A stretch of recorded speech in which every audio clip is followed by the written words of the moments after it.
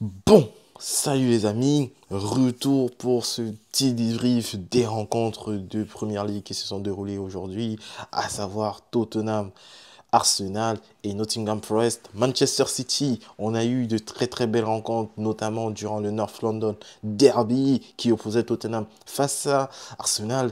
Et qu'est-ce que je peux dire à part le fait que Arsenal a déroulé sa stratégie pendant la première mi-temps. Ils ont dominé le sujet, ils ont été très forts défensivement, ils ont procédé en contre-attaque et sur coup de pied arrêté et ils ont planté 3 buts. Le premier but par l'intermédiaire d'Olsberg par un but contre son camp, le deuxième but par une superbe contre-attaque de Bukayo Saka, conclusion parfaite, et le troisième but sur corner par l'intermédiaire de Kai Havertz. Franchement, on ne l'arrête plus. 12 buts pour Kai Havertz dans ce championnat-là. Franchement, avec son début de saison, on n'aurait jamais pu prédire une telle trajectoire pour cet attaquant. Mais Mikel Arteta a vu en lui ce que nous n'avions pas vu, ce que nous ne pouvions pas voir.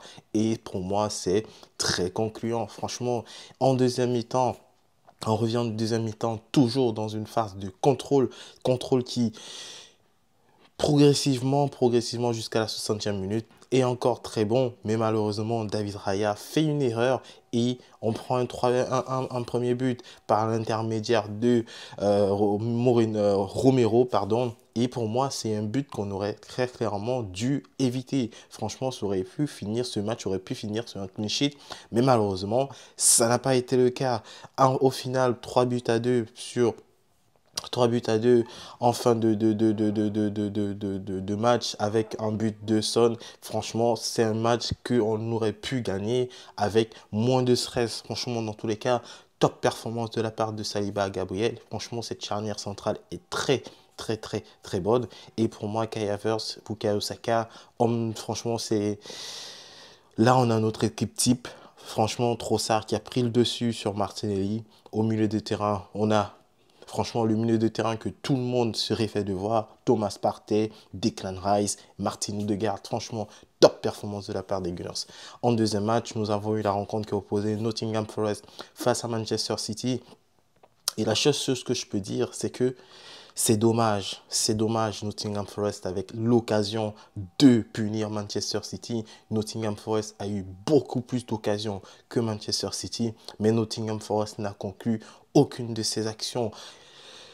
Christopher Woods, qu'est-ce qu'il fait franchement dans cette attaque-là? Franchement, il y a plusieurs actions. Il doit juste mettre le pied en opposition, faire un tap-in comme les gens disent. Franchement, il doit se donner, il doit faire mieux.